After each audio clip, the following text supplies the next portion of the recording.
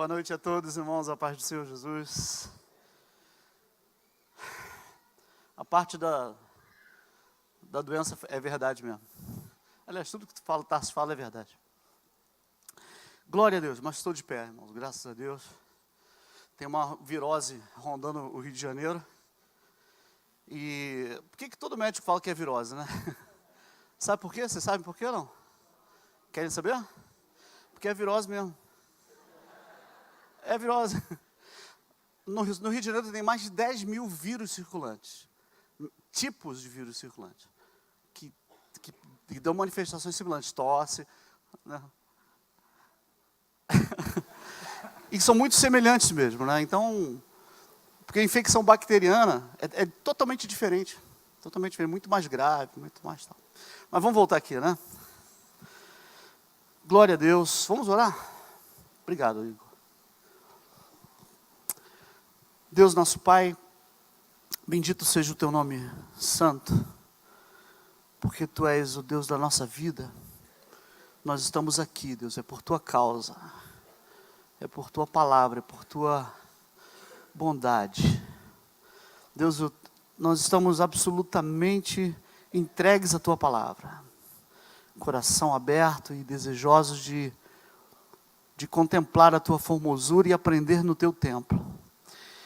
Senhor, nós queremos pedir que, Deus, toda mente seja levada cativa à Tua palavra, a minha, a de cada um aqui presente, e que somente a verdade de Cristo prevaleça sobre qualquer raciocínio humano, sobre qualquer verdade que se diga a verdade, a Tua verdade sobrepuja a todas. Peço que em nome de Jesus Tu fales conosco, fales comigo, com cada um de nós aqui esta noite, e que saímos daqui, Pai, tomando decisões a partir daquilo que o Senhor já tem ministrado e ainda ministrará na nossa vida. Eu peço que seja assim, Pai, no nome de Jesus. Amém e amém. Glória a Deus. A aula de hoje vai ser um pouco mais cursiva, né? Eu costumo quebrar um pouco o clima da aula com alguns adendos, mas hoje eu preciso, por força do tema e do volume de informações, fazer uma coisa um pouco mais cursiva. Então eu peço realmente um pouco mais a tua paciência comigo e a tua atenção. Vamos fazer um exercício primeiro? Quantos conhecem essa figura? Quantos conhecem? Levanta a mão. Legal, ok. Então você deixa o pessoal observar primeiro, ok? O que a gente vê nessa figura aí? Isso para quem já não conhece a figura. O que a gente está vendo aí? Vem, fala aí. Uma senhora idosa, o que mais? Quem falou uma moça? Uma moça? Uma moça idosa? Ele falou uma idosa, você falou uma moça? Uma idosa? Alguém viu uma terceira coisa?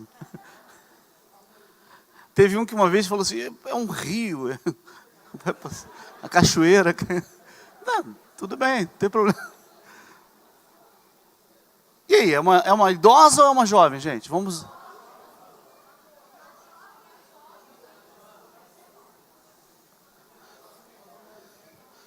Que coisa, hein? Quem viu a idosa, gostaria de descrever para quem não viu. Quem não viu a idosa ainda? Não viu. Não. Pode abaixar, obrigado. Quem não viu a jovem ainda? Algumas poucas pessoas. Quem viu a idosa, quer descrever para a gente aqui? Vem cá, rapidinho, 1 minutinho. Vem cá, gente. Vocês são líderes, vocês vão para o púlpito, vocês vão pregar. Vamos acabar com essa timidez, ok? Próxima vez eu aponto. Vamos lá, filhão.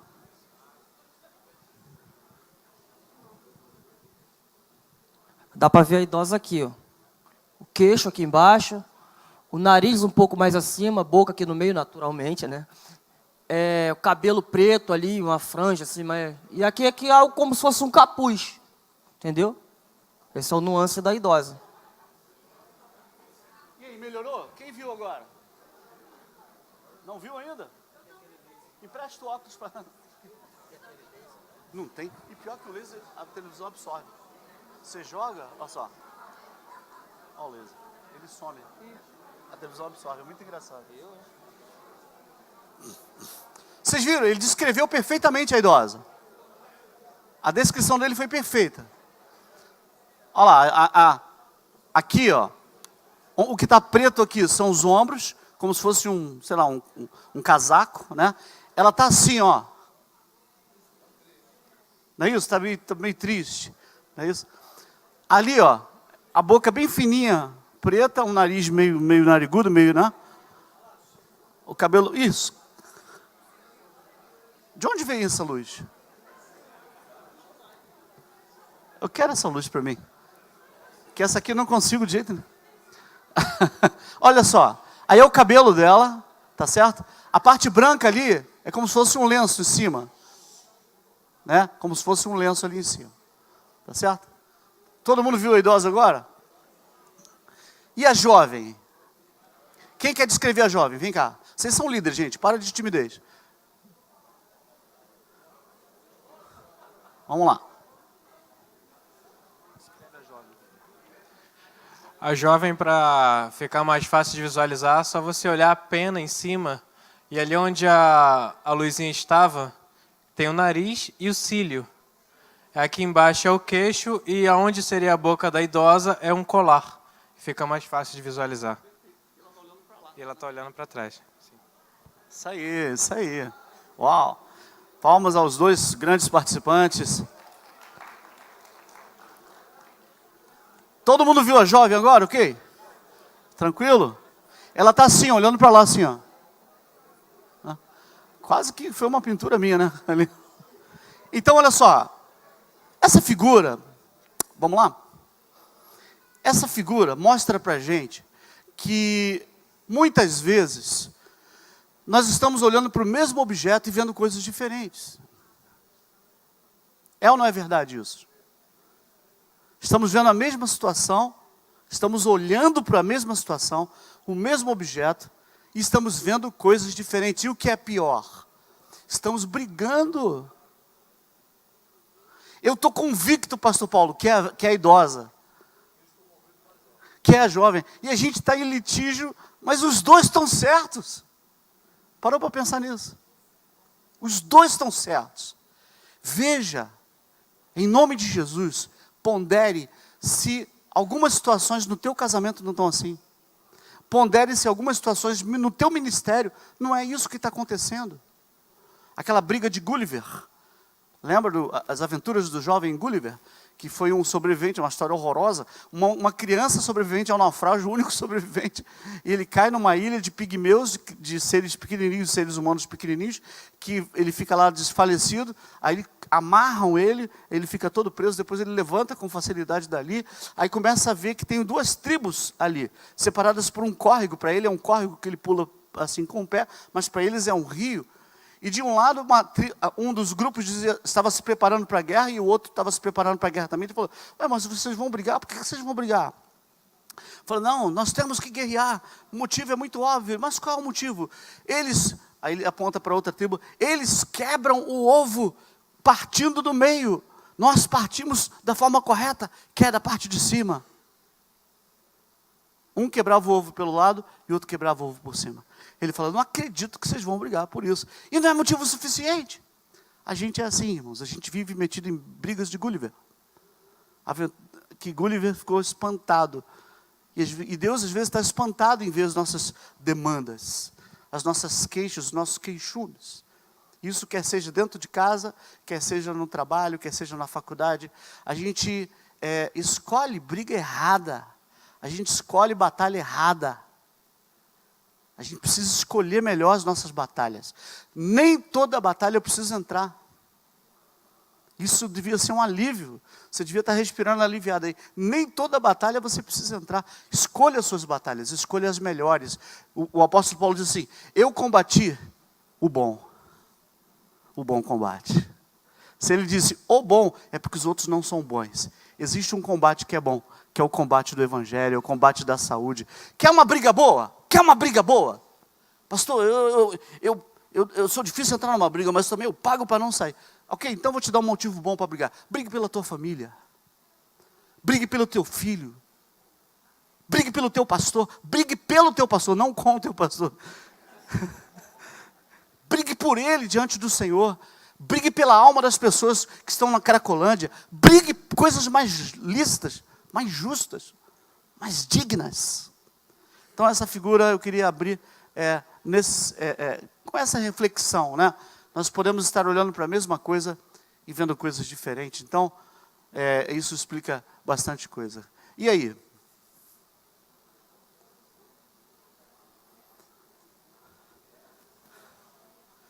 Uma flor, uma borboleta, um vento e a mulher. Não é isso? E aí? Essa é fantástica, né? Quem viu o senhor de idade? Quem viu?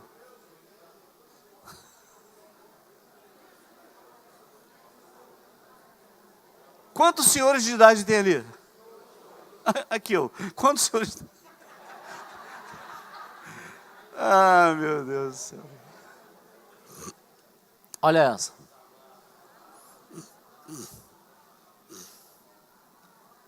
Incrível, né? Pois é isso. Uma mulher de barba? Cadê?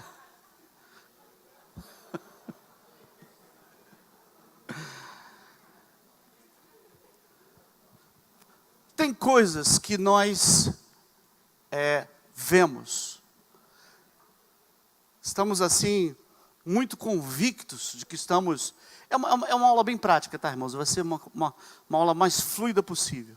Tem coisas que a gente olha e porque a gente já se habituou a olhar aquela figura, a gente sabe e detém aquele conhecimento, a gente pensa que já sabe tudo.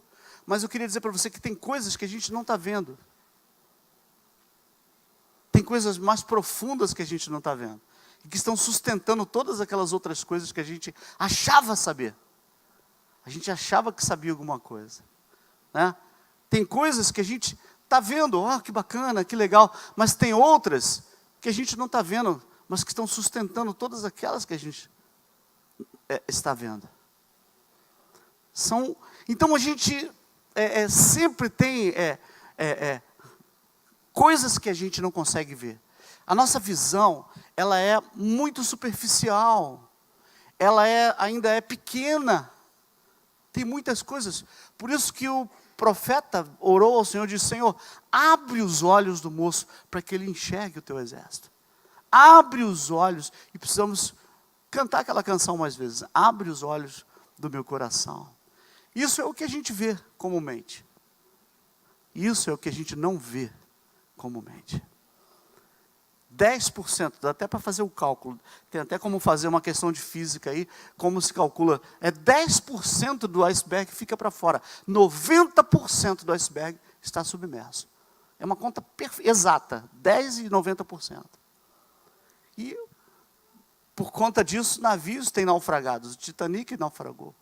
Porque a gente acha que sabe tudo, a gente acha que está vendo muito, mas a gente não está, irmãos.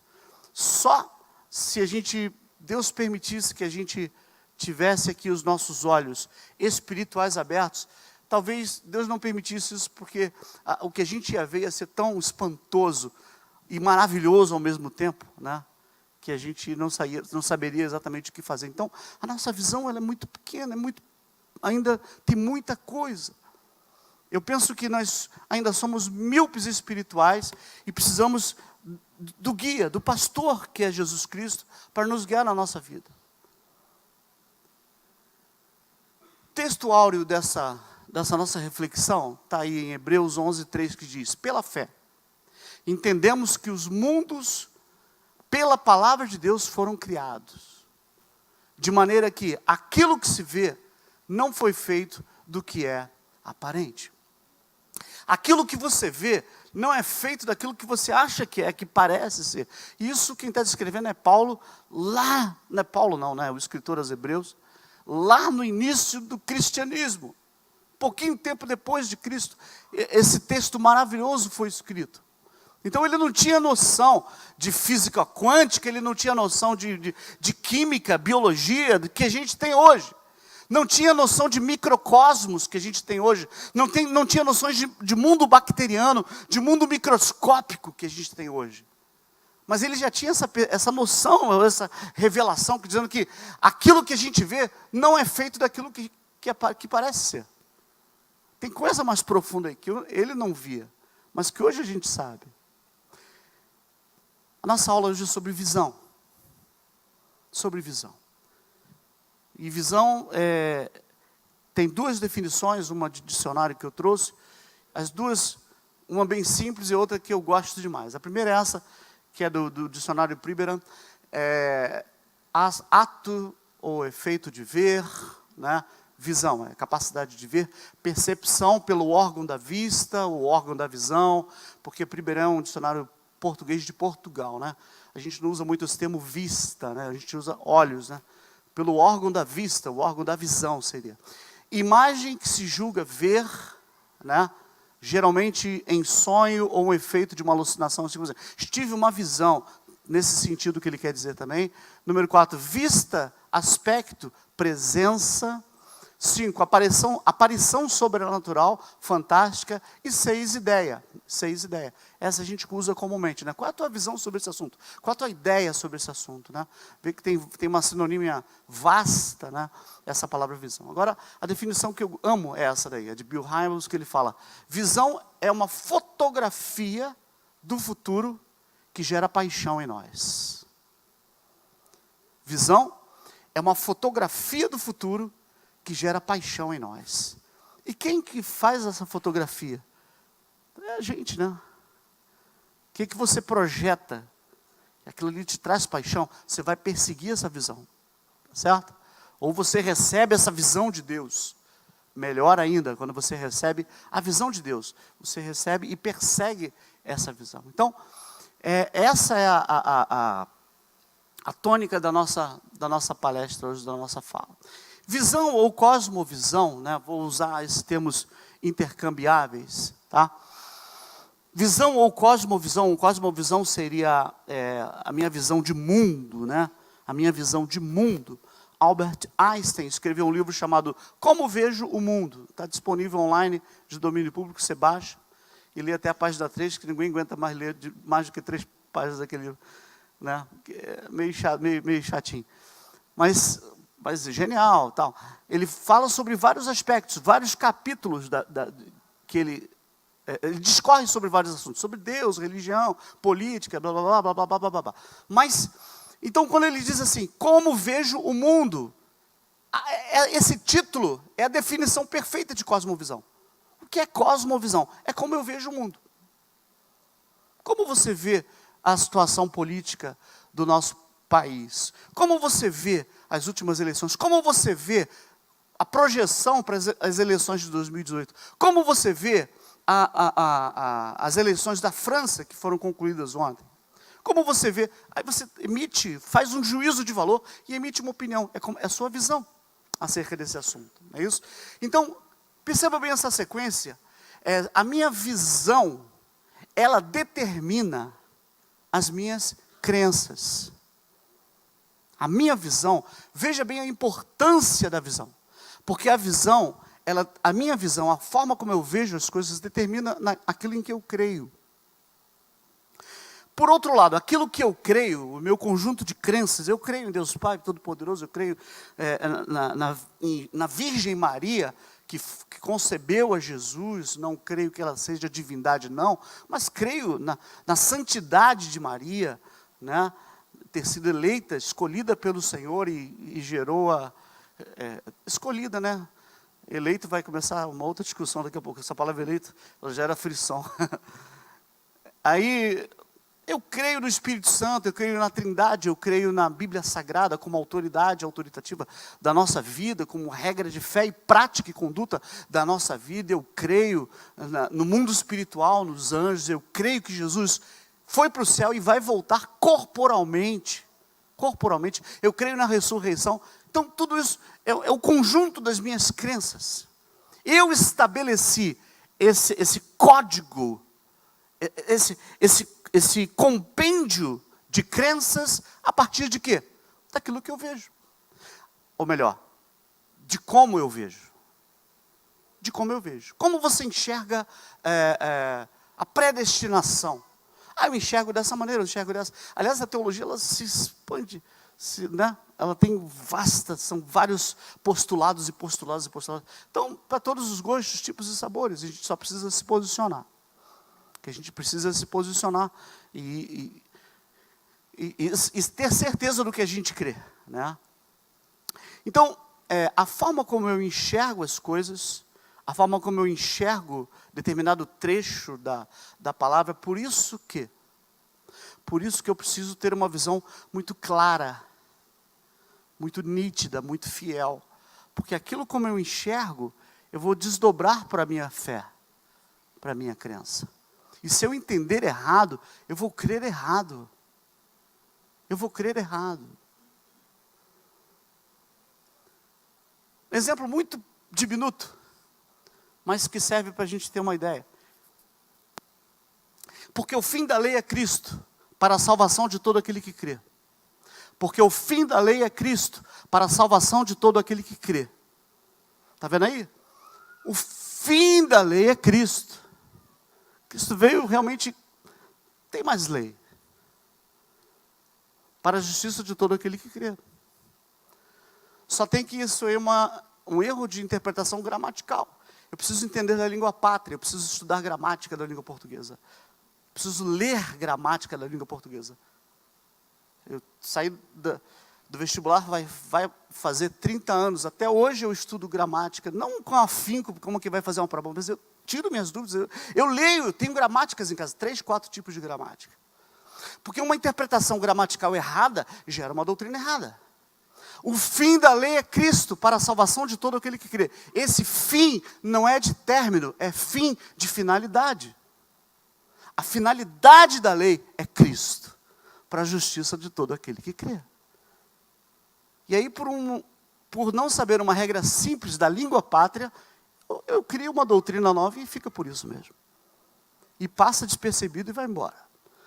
Esse é um exemplo diminuto do que a gente... E o que é isso? É eu estabelecer a minha crença a partir de uma visão. Eu tive uma visão. Qual é a minha visão? Essa visão, no caso aqui gramatical. Eu desdobrei isso para a minha fé. Isso passou a introjetar em mim. Eu passei a crer nisso. Então, aquilo que eu vejo, ele vai necessariamente codificar, vai construir a minha fé. A forma como eu vejo as coisas. Como você vê a escola dominical? Por que tem pessoas que vão à escola dominical e tem gente que não vai à escola dominical? Porque não enxergou ainda, não conseguiu ver ainda a escola dominical. Um instrumento poderoso que é a escola dominical. Um instrumento poderosíssimo de Deus para a transformação de crianças, de adolescentes. Sabe, as crianças, nossas crianças, ficam à mercê de professores loucos. Claro, a parte da ciência, né, que eles ensinam, mas ficam expostos a todo tipo de ideologia. Estamos cheios de ideologias e filosofias hoje. Eles passam 40 horas da semana praticamente à mercê dessas filosofias e mais um monte de tempo na televisão e na internet. E a professora de escola dominical, às vezes, tem apenas 30, 35 minutos com os nossos filhos, porque muitas vezes os pais chegam atrasados, são irresponsáveis com seus filhos, chegam atrasados na escola dominical, entregam para os professores atrasados, não tem responsabilidade espiritual com os filhos que tem, não devia ter tido. E entra na escola dominical e em 35 minutos o Espírito de Deus desprograma aquela maluquice toda. Isso eu acredito. Eu acredito nisso. Em 35 míseros minutos que eu achei que meu filho merecia, não é regra, estou falando da exceção. Mas aquele tempo que ele é exposto de forma grave à palavra, porque muitos pais não têm tempo mesmo, trabalha muito, estuda muito, a correria toda, mas a gente precisa arrumar tempo, irmãos, para os nossos filhos. A gente precisa, porque, abrindo parênteses, né, a educação espiritual e bíblica dos nossos filhos é nossa, dos pais, não é da escola dominical. A escola é complemento. Complemento. Não terceirize a vida espiritual dos teus filhos. Não cobre de pastores ou de professores de escola dominical a vida espiritual do teu filho. Deus entregou ele a você. Você que é o pai, você que é a mãe. Eu sou o pai, eu que sou a mãe. É nossa obrigação. A igreja complementa. Mas, infelizmente, alguns pais, algumas crianças só têm contato com a Bíblia na escola dominical. E às vezes com esse tempo. Passado o furor,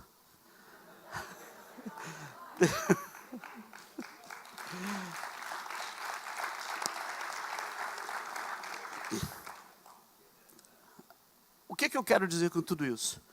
Que ele precisa, a criança, o adolescente precisa estar em contato com a palavra de Deus, para que ele tenha uma visão correta, e tendo uma visão correta, ele vai estabelecer as suas crenças. E a Bíblia diz, ensina ao menino, o quê? No caminho. Tem muita gente ensinando o caminho, mas não é isso. Ensina ao menino no caminho em que deve andar. E até quando envelhecer, não se desviará dele. Amém, irmãos? Quantos testemunhos que a gente ouve que a criança cresceu mas ali, eu me lembrei que minha mãe me ensinava aquele corinho, eu me lembrei que eu ia na escola dominical. O Espírito Santo de Deus não pode trazer à tona aquilo que não entrou. Não faz lembrar aquilo que não está na mente, não é isso? Então, a forma como eu enxergo as coisas vai estabelecer, vai construir as minhas crenças. Por outro lado, as minhas crenças, uma vez estabelecidas, vão estabelecer a minha escala de valores. Então, o que eu valorizo ou eu deixo de valorizar, ela está na razão direta das minhas crenças. Por que eu vou à escola dominical? Vou voltar para a escola dominical, porque eu sou apaixonado pela escola dominical. Superintendente da escola dominical lá na igreja sou eu. Eu acumulo essa função com muito prazer. E vou farejando cada professor, atrás vou entrando em cada sala para saber o que está sendo falado, porque tem que ser um ensino de qualidade. Voltando para a escola dominical como exemplo, né? Qual é a nossa escala de valores? Não, eu valorizo a escola dominical. Por quê? Porque eu creio que ali há solidez para crescimento espiritual da minha vida e da minha família. Então, as minhas crenças vão determinar a minha escala de valores. Então, não discuta, por favor, pelo amor de Deus, não discuta a escala de valores. Tem gente cuja escala de valor é domingo de manhã e jogar futebol. Por que a escala de valor dele é essa? Não entre nesse mérito.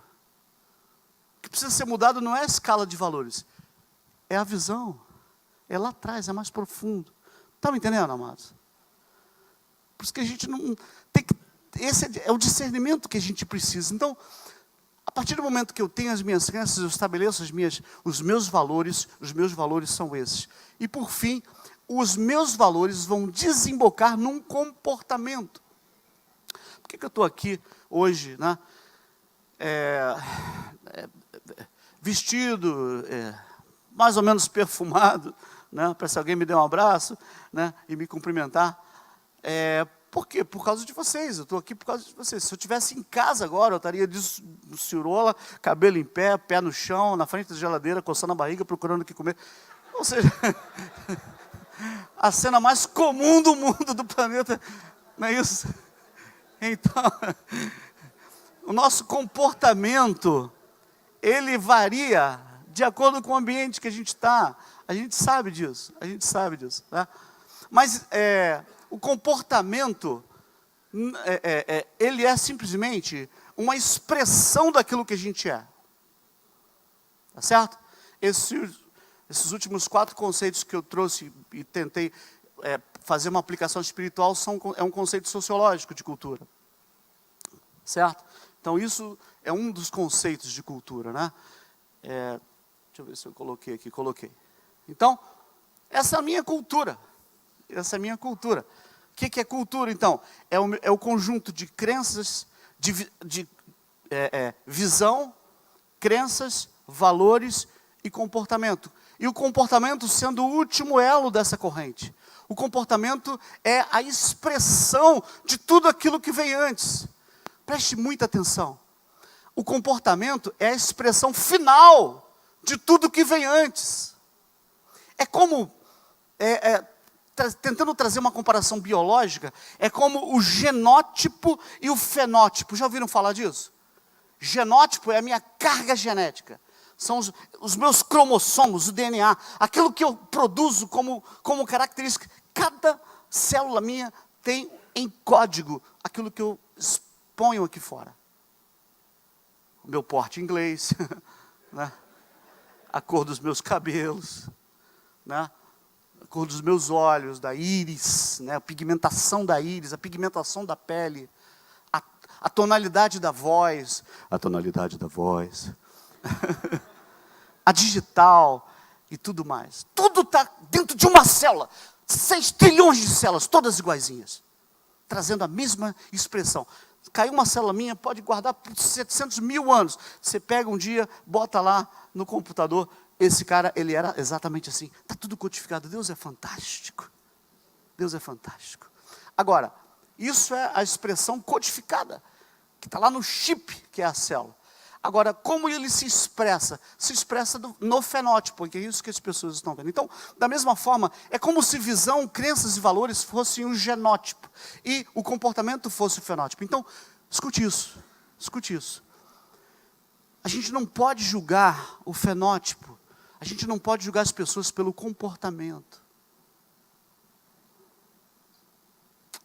Aqui o mistério é profundo. Às vezes chega alguém na nossa comunidade de fé, cheio de piercing, cheio de tatuagem, cheio de trejeito, cheio de falas, cheio de manias, cheio de carrapicho, cheio de pecados, cheio de demônios, cheio de conceitos, cheio de filosofias, cheio de um monte de coisa. E às vezes, irmãos, a gente se pega, eu vou falar a gente porque eu me incluo nisso, a gente se pega julgando a aparência do que a gente está vendo. Se a gente se aproximar dessas pessoas, a gente vai entender, e a gente só vai conseguir isso caminhando com as pessoas, vai entender que aquela tatuagem naquele lugar tem um símbolo para a pessoa. Tem um significado. Não estou dizendo, porque tem gente que faz tatuagem porque faz e pronto, final. Não estou dizendo que tudo tem que ter um significado. Eu só estou querendo dizer o seguinte: não julgue pelas aparências. Essa pessoa, ela é o produto final de tudo aquilo que ela viu na vida inteira. A expressão dela, a forma daquela moça se vestir, a forma como ela se entrega a tudo e a todos os meninos, a todos os rapazes, a forma como ela lida com a sexualidade, tanto heterossexual ou homossexual, isso tudo é comportamento, é produto final de tudo que ela aprendeu, de tudo que ela viu, estabeleceu, construiu crenças, construiu valores. Aquilo é valor para ela. Aquilo é valor para ele. E eu não posso, enquanto igreja, irmãos, tentar mudá-lo do comportamento para dentro. Eu preciso ir na visão. Esse que é o ponto. Me dá um copo d'água. Como você pode pedir água? Você sendo judeu e eu sendo samaritana? Você não sabe que os judeus não se comunicam com os samaritanos? Com os samaritanos? Aí Jesus para falando: mulher, se você soubesse quem está pedindo água, você que pediria, e eu daria para você uma água que saltaria para a vida eterna, você nunca mais teria sede. Ela: então eu quero. Já se interessou. Eu quero dessa água. Você me dá dessa água? Dou sim. Chama o teu marido e vem. Só tem um negócio, eu não tenho marido. Eu sei, mulher, que tu não tens marido. Porque você já teve 5. E esse que agora, você sabe que não é teu, né? Uau. Vejo que és profeta. Viu como é que o tom foi mudando? É mesmo? Você é samaritana? Sai lá, gentalha. Foi isso que Jesus fez? Eu me esqueci, é verdade. Eu me esqueci, desculpa. Samaritana? Não. Tem brigas mais nobres. do que ficar discutindo se é judeu ou samaritano, se é arminiano, se é calvinista. Não. Eu tenho coisas mais sérias, gente. Tem coisas mais sérias para fazer, para discutir.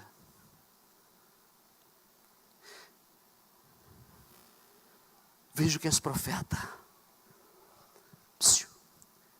Vejo que és profeta. Ela começou a ter uma visão de quem é aquele judeu que estava conversando com ele, aquele moço que estava falando com ela. Ela mudou a visão. Vejo que és profeta. E aproveitando que você é profeta, deixa eu tirar uma dúvida que está aqui na minha alma me consumindo. Onde eu devo adorar? Uns dizem que é lá no Gerizim, vocês dizem que é no outro monte em Jerusalém. Onde? Qual o monte? Onde a gente deve adorar? Como a gente deve adorar? A minha demanda não é água, a minha demanda não é marido, a minha demanda é adoração.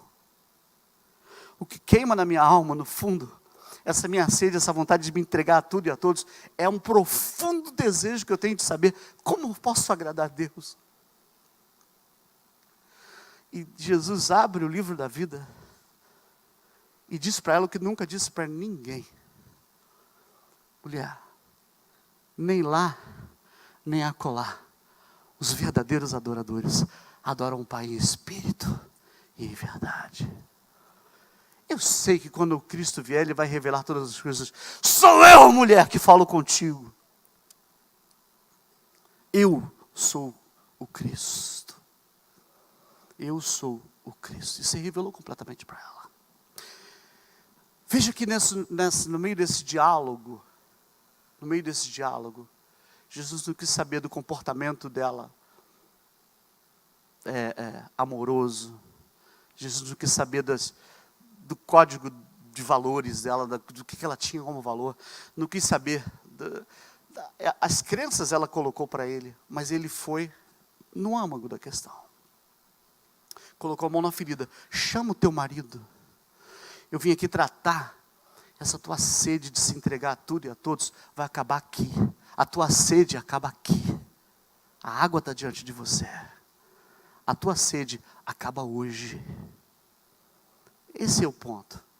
E ele vai lá e quando ele fala naquele ponto, ela foi exatamente ali. A visão dela é transformada, é mudada exatamente ali. É interessante que esse provavelmente era um assunto que incomodava ela. O fato de ser uma mulher, né, naquela época, que não tinha marido e que já tinha uma má reputação, devia ser uma coisa devastadora para ela. Certamente era uma coisa devastadora enquanto mulher. Digna de apedrejamento. Mas veja que Jesus coloca o dedo nessa ferida. Por quê? Se Satanás se Satanás já colocava a mão o tempo todo nessa ferida, por que Jesus foi mexer nessa ferida também? Porque Satanás coloca a mão na ferida para manter a ferida aberta. Jesus coloca a mão na ferida para curar, para sarar a ferida. Esse é o ponto, essa é a diferença. Deixa Jesus tocar em alguns pontos em você aí, ué. Deixa Jesus tocar. Aqueles assuntos que você não quer que ninguém saiba, aqueles assuntos que você não gosta de comentar, nem orar muito você gosta, porque te incomoda profundamente. Jesus quer o encontro desse aí mesmo, aquele quarto que você ficar fechado o tempo todo, é ali que Jesus quer entrar. Que enquanto isso não acontecer, a gente não vai ser completamente livre, liberto pelo Senhor. Então, esse é o ponto, irmãos. É se preocupar com a visão. O que está na alma, o que está no profundo. Porque quando você muda, quando você constrói uma visão na criança, você constrói um sistema de crenças, você constrói um código de valor, uma escala de valores, e você constrói um comportamento a partir de tudo aquilo ali. Não adianta, se você simplesmente treinar comportamento, a gente começa a reproduzir comportamentos, dura pouco tempo.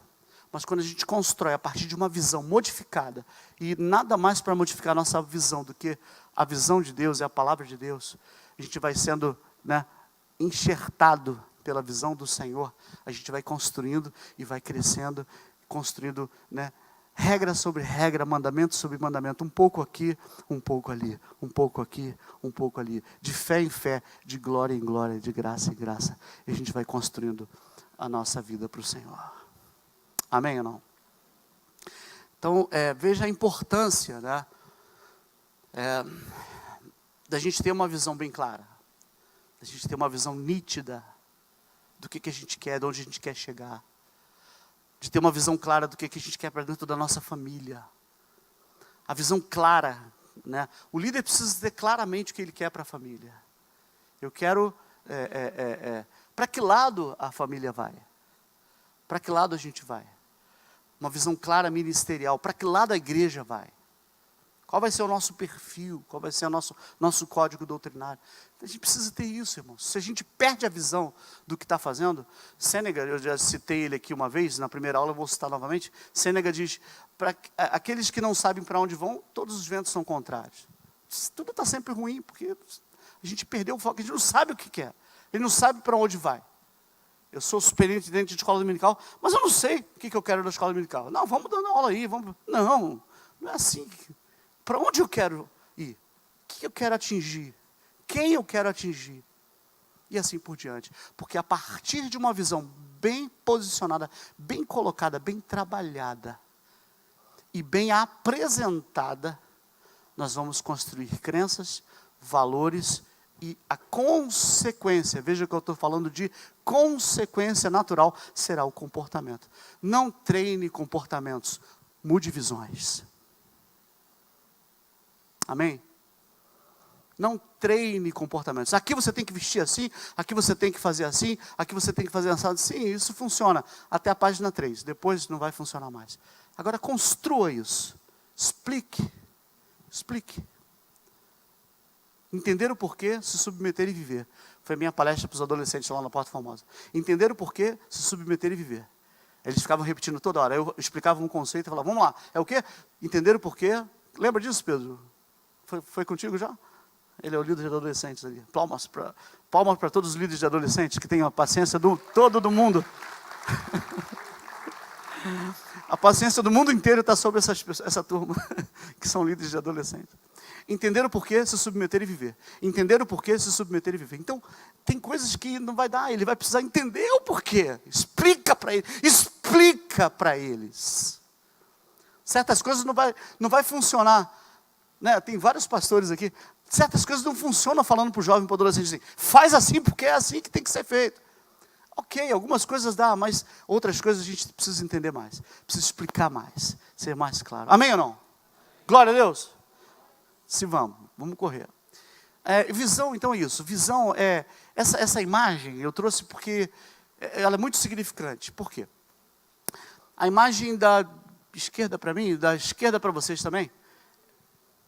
A imagem da esquerda é a imagem do globo ocular visto de lado, né, num corte sagital, e a gente vê as camadas do olho, blá, blá, blá. É uma câmara, você sabe disso desde a 6ª série, ou 8º, 7º ano, né, atualmente. A figura da direita mostra um cérebro visto de baixo. Imagina que você tirasse aqui o queixo e tirasse as camadas e fosse ver por baixo. Então, o globo ocular, o nervo óptico, é óptico. Já expliquei para vocês que é óptico, já expliquei? Não, expliquei. É óptico. Óptico relativo à luz. Óptico relativo ao ouvido. Por isso que o médico que cuida do ouvido é otorrino. Então, óptico, ouvido. Óptico, luz. Então, aquela loja está o nome errado. Não é ótica do povo, seria óptica do povo. Morou? Deveria ser óptica do povo. Mas tudo bem, deixa para lá.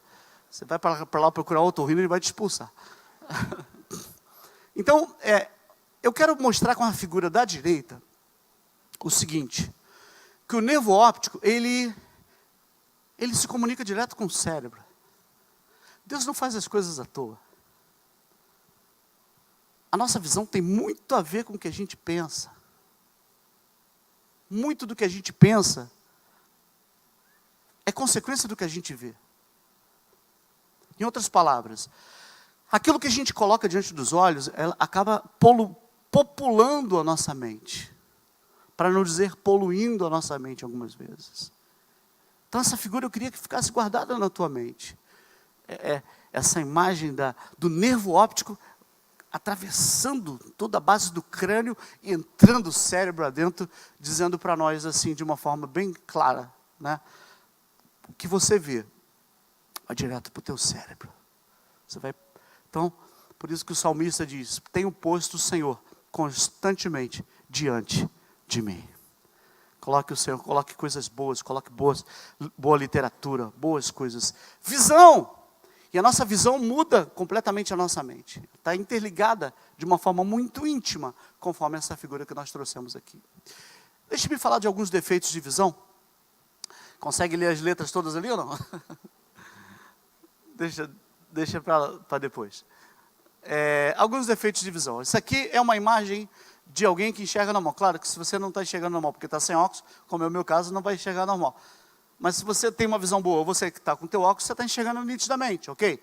Tanto o horizonte quanto ali, provavelmente o pai e a criança, tá certo? Então essa visão normal. E é isso que Deus quer de nós, que nós tenhamos uma visão clara, nítida, transparente, real daquilo que a gente está vendo. Agora, se porventura você é míope, você tem esse problema, você consegue ver muito bem as coisas de perto, mas o horizonte ficou embaçado. Todo mundo está vendo isso? E tem crente que é exatamente assim. Ele consegue ver muito bem aqui, mas não consegue projetar nada para o futuro. O futuro está sempre nebuloso, está sempre obscuro. Irmãos, Deus quer que a gente veja agora, mas quer que a gente veja também, tenha uma visão mais do futuro. Deus quer que a gente projete também coisas em Deus. Em Deus, diz o texto, faremos proezas. Faremos, é no futuro, né? Eu rogarei, diz Jó, ele me ouvirá e eu pagarei os meus votos. Tudo jogando lá para frente. Deus agindo no futuro. Se você é um hipermétrope, né, é exatamente o contrário. O hipermétrope consegue ver muito bem a distância, mas aqui perto fica nebuloso. E às vezes a gente está assim também. A gente consegue projetar muita coisa para o futuro. No futuro nós seremos uma grande congregação. No futuro nós seremos uma grande empresa. Mas não faz nada no presente para que isso aconteça. Sempre vai ficar vendo, mas nunca vai acontecer. É um erro gravíssimo. São projetos mil, projetos. Quem sabe Deus está falando para alguém aqui. Você está com um caderno lá cheio de projetos. Bota um em prática de cada vez, pelo amor de Cristo. Começa hoje. Eu estava ministrando em Curitiba esse final de semana, retrasado. Esse final de semana eu estava na cama e no vaso. E na cama e no vaso. Essa virose cursa com diarreia e febre, eu honro. Desculpe, mau jeito. Aí, semana anterior, eu estava em Curitiba e uma moça chegou para mim e falou, poxa, eu tenho uma vontade de escrever um livro sobre esse assunto, aí falou o assunto, coisa e tal. Aí eu mostrei para ela Isaías 30, versículo 2, dizendo assim, põe no livro as coisas que eu te tenho falado. Eu falei, lê isso aqui. Ela leu. Eu falei, o que você está esperando para escrever? Ela ficou assim parada. É mesmo, né? Eu falei, começa. Se você não começar a rascunhar, você nunca vai ter, você vai esperar o quê? Fazer um compêndio na cabeça para começar a escrever? Começa a escrever, pelo amor de Deus. O mundo está perdendo um livro se você demorar muito. Então é isso, não projeta o tempo todo não, irmãos. Começa a fazer o que está acessível. Tem gente que, eu vou casar, mas quando eu só quero casar quando eu tiver o carro quitado, a casa toda mobiliada, na bairro que eu quero. Pelo amor de Cristo, irmãos, não é assim. Amém ou não? Não vai ser irresponsável, mas ouve a voz do Espírito Santo, casa, pede em casamento logo em nome de Jesus. Deus vai dar os meios e as coisas vão acontecendo. Não é isso? Meu Deus. E o astigmata, pobre do astigmata, não consegue ver nem de longe nem de perto direito. É um defeito ali de córnea, e ele tem essa dificuldade, né? Tanto projetar para o futuro quanto para o presente. Tem gente que é exatamente assim. Não consegue projetar nada para o futuro e também não consegue fazer nada no presente. É triste, irmãos. E o díplope? Conhece o díplope? Tem gente que não está olhando para não ficar tonto, muito engraçado. Exatamente isso. Eu já vi, pode passar? O díplope, ele consegue ver duas coisas ao mesmo tempo. Sabe o que é isso? É um defeito dependendo do nervo abducente, a musculatura, são vários nervos que nervam o olho ali, e aí você tem uma dificuldade de conjugação do olhar, um olho vai para um lado, o outro vai para o outro. Entendeu? Vamos fazer um exercício? Pega o dedo assim e empurra o teu olho assim, pro lado. Não dobrou a imagem? Exatamente isso que acontece, só que imagina o tempo todo isso. A pessoa enxergando assim o tempo todo. Ele chega assim no hospital, no consultório, em pânico. Uau! Estou vendo tudo dobro. É terrível, é terrível. Espiritualmente a gente pode estar assim também. A diplopia espiritual. O povo estava assim, e Elias perguntou, até quando vocês cochearão entre dois pensamentos? Até quando vocês vão caminhar em duas vertentes diferentes? Irmãos, se é o Senhor, seguiu, se é Baal, seguiu. O Evangelho é coisa de gente decidida, gente que sabe o que quer. Eu prego a Cristo e esse crucificado, escândalo para os judeus, loucura para os gentios, para os gregos, mas eu prego a Cristo. Esse é meu posicionamento e vou morrer com Ele. E morreu mesmo, pregando a Cristo crucificado, o apóstolo Paulo. Diplopia espiritual, muito cuidado. Vou deixar um pouquinho para irritar você bem, para você não esquecer disso, que você pode correr o risco de ser um díplope espiritual. Guarde isso no nome de Jesus, irmãos. Escolha Cristo. É o caminho, não é o caminho melhor, é um único caminho. Amém? E tem a noia, né? A neuropatia óptica, isquêmica anterior, essa é terrível. São pequenas isquemias que tem no fundo do olho, né? E essas isquemias fazem exatamente isso daí. É como se fossem borramentos, pontos cegos na visão. E tem crente que está assim. Ele não consegue enxergar direito porque ele tem pontos cegos. Alguns pontos que precisam ser tratados. Talvez um ponto cego da vida dele seja o casamento dele. Prega pra caramba, é uma bênção no púlpito, todo mundo gosta dele na igreja, mas o casamento dele está um horror. Ele dentro de casa é um horror. E os filhos estão vendo isso. Pontos cegos, que precisam ser curados, tratados pelo Senhor. Às vezes o contrário, tem uma vida familiar maravilhosa, mas, sabe, não consegue caminhar, desenvolver o seu ministério, não consegue, pontos cegos. Terrível, terrível. Essa também é muito ruim. Você me aguenta mais 5 minutos, não? Ok? Senão a gente para aqui, obrigado. Eu boto aqui, porque aí a gente para aqui se você não chega, já estou às 11. Irmãos, olha essa pergunta. Olha essas perguntas que Deus fez na Bíblia para alguns homens. Jeremias 1:11. O que é que vês, Jeremias? Existe uma doença pior do que essas que eu mostrei para vocês. E é esta que eu vou mostrar para vocês agora. Olha essa pergunta. E veio a minha palavra do Senhor segunda vez, dizendo a Jeremias: Jeremias, o que é que vês? Jeremias 24:3. E disse o Senhor: que vês tu, Jeremias? 3 vezes perguntou para Jeremias o que ele estava vendo. Zacarias capítulo 4, 1 e 2, ele diz: e o anjo que falava comigo voltou e disse: o que vês? Já é outro profeta. Zacarias 5:2, num outro capítulo, e disse o anjo: o que vês, Zacarias? Amós 7:8, e o Senhor me disse: que vês tu, Amós? Eu não tinha visto isso na Bíblia, Taz. Quantas vezes Deus perguntou para os homens? Amós 8, 1 e 2. O Senhor Deus assim me fez ver. E eis que um cesto de frutos do verão. E me disse: o que vês? Curioso isso. Ele mostra um fruto de cesto e diz: o que você vê? Esse é o pior defeito. O pior defeito de visão é não conseguir enxergar o que Deus está colocando diante dos nossos olhos. Esse é o pior defeito de visão que pode acontecer. Jeremias, o que vês? Vejo uma vara de amendoeira. E Deus disse: viste bem. É bom quando Deus responde: viste bem. Então você viu exatamente o que eu queria te mostrar. Deus está mostrando coisas para nós, irmãos. E nós precisamos ver aquilo que o Senhor está mostrando. Tem pessoas que Deus está mostrando uma coisa, mas Ele está vendo outra coisa. Está tendo outra leitura do que Deus está mostrando. Deus deu ministério a algumas pessoas, alguns de nós, mas nós estamos fazendo uma leitura errada. A gente precisa voltar a enxergar como no início. Você sabe por que aquele menino entregou para Jesus 5 pães e 2 peixes? Porque ele estava perto de Jesus.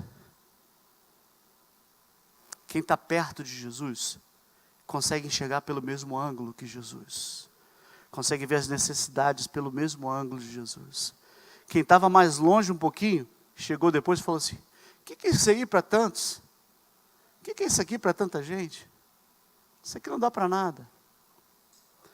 O que nós precisamos é que de Deus é isso. Aconselho-te que unjas os teus olhos com colírio, para que vejas. Deus tem colírio para nós. Deus tem colírio para modificar não somente os nossos defeitos de visão, que certamente a gente tem, irmãos. A gente pode estar fazendo uma leitura errada da família. Tem gente aqui talvez fazendo uma leitura errada da esposa. Tem gente fazendo uma leitura errada dos filhos. Tem gente fazendo uma leitura errada do seu pastor. Tem pastores fazendo leitura errada talvez de algumas ovelhas, dos seus obreiros, dos seus diáconos. Tem gente fazendo uma leitura errada do seu patrão, no seu trabalho. Tem gente fazendo leituras erradas, vendo diferente. Deus mostra uma coisa e Deus fala: o que você está vendo? Quando a gente responde errado. Por quê? Porque a gente não está vendo. E só tem uma solução. E essa que está em Apocalipse capítulo 3. Eu recomendo, aconselho, que você compre colírio para que vejas. Vamos orar ao Senhor essa noite e pedir: Deus, pinga o colírio aqui dos meus olhos. Abre os meus olhos. Eu quero sair daqui com a tua visão, com a tua perspectiva, com a tua visão da obra, da família, do que for. Fiquemos de pé.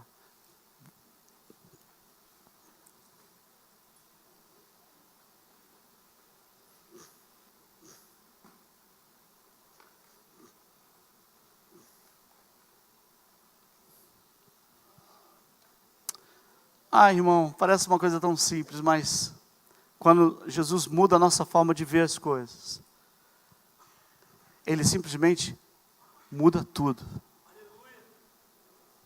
Eu vou repetir. Quando Jesus muda a nossa forma de ver as coisas, Ele simplesmente muda tudo. Eu não sei se você chegou a ver na internet um vídeo muito emocionante. Nos Estados Unidos da América do Norte, eles deve estar chegando para o Brasil também. Eles construíram um óculos capaz de corrigir o defeito do daltônico. Alguém viu esse vídeo? Que coisa fantástica. Então ele troca as cores. Então com aquele óculos, o óculos faz o papel de inverter tudo e ele vê as cores conforme elas são. Eu vi homens já caminhando para a terceira idade que botaram o óculos pela primeira vez e viram, falou assim: então é isso. E começaram a chorar. Falando, olhando assim para o filho. Aí eu olhava assim: aí, isso é azul, falando para ele assim. Essa é a sensação que a gente vai ter quando Jesus pingar o colírio nos nossos olhos. Deus, a minha esposa era isso tudo, eu nunca vi isso, meu Deus do céu. Era isso que o Senhor queria do meu ministério, eu estava indo para o caminho errado. O que a gente precisa, irmãos, é enxergar. Em nome de Jesus, receba pelo Espírito do Senhor, não dê mais nenhum passo sem enxergar. Pode ser que Deus tenha nos trazido aqui essa noite para evitar o próximo passo seria o da queda. Porque estava enxergando tudo errado. Mas o Senhor nos trouxe essa noite para dizer: eu vou corrigir o defeito de visão. E não é com óculos não, eu vou pingar o colírio. E vou trazer a cura. Quem sabe maridos vão entrar em casa que hoje enxergando diferente o seu filho. Não é rebelde, é carente. Não sei. Ai, ele só me nevasai, de calebachalabas. Oh, ele bandou vianassuri calare, de chalabas. Oh, Deus. Redama manashai de calé. Lemenefa subiri calabachalai. Reto kohale shitiri amanasad shulish levere. Reto benefasuri nere halare shalamana.